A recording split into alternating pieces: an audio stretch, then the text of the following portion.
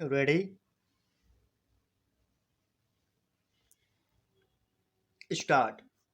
The petitioner has filed this writ petition seeking a writ of certiorari to quash Exhibit P3 complaint dated 29/5/2008 of the second respondent, filed before the Kerala Women's Commission, the first respondent herein, and also Exhibit P4 notice issued by the said commission dated 19/5/2010, by which the petitioner was asked to appear in person in the sitting scheduled on 14/6/2010, full stop.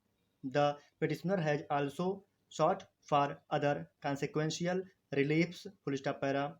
On 9/6/2010, this court admitted the writ petition on file and issued notice to the respondents, full stop. This court has also granted an interim order staying all further proceedings pursuant to Exhibit P4 notice issued by the first respondent commission, pending disposal of the writ petition, full stop. The said interim order is still in force, full stop para. A statement has been filed on behalf of the first respondent commission, contesting that Exhibit P4 notice issued by the said commission, based on Exhibit P3 complaint made by the second respondent, is well within its powers under Section 17 of the Kerala Women's Commission Act, 1990, full stop para.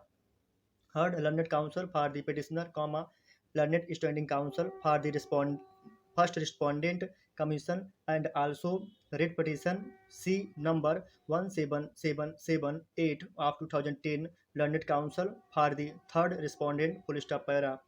The second respondent submitted Exhibit P3 complaint dated 29/5/2008 before the first respondent commission seeking its interference for the recovery of money and gold ornaments alleged to have been entrusted with the writ petitioner, through the third respondent herein, in connection with a land deal, full stop para.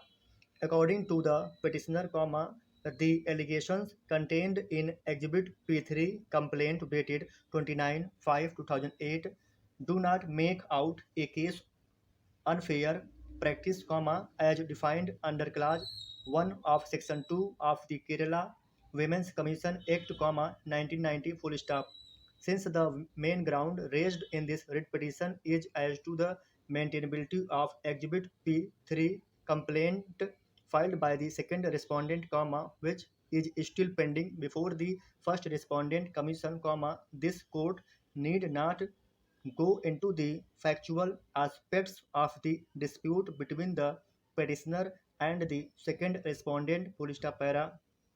The first respondent commission is a creation of a statute, namely, the Kerala Women's Commission Act, 1990, within bracket for brevity, the act bracket close, and its powers are circumscribed by the provisions contained in the said act, which is enacted for the constitution of a women's commission to improve the status of women in the state of Kerala and to inquire into unfair practices affecting women and for matters connected therewith or incidental. Writ petition C number 17778 of 2010, thereto, full stop.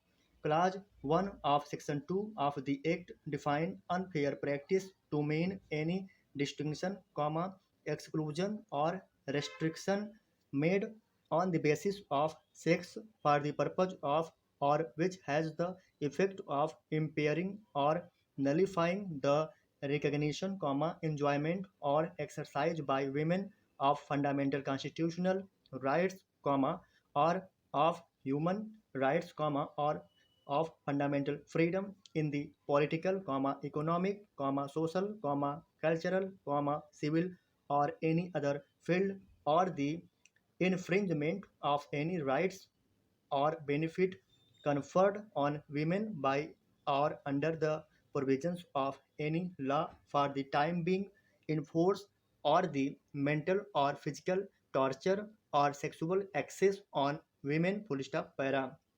Section 15 of the Act deals with the powers of the Commission. Subsection 1 of Section 15 provides that, the Commission shall, for the purpose of any inquiry under the said Act, have the same powers as are vested in a civil court while trying a suit under the Code of Civil Procedure, 1908, within bracket for brevity, the code bracket close in respect of the following matters, namely, a summoning and enforcing.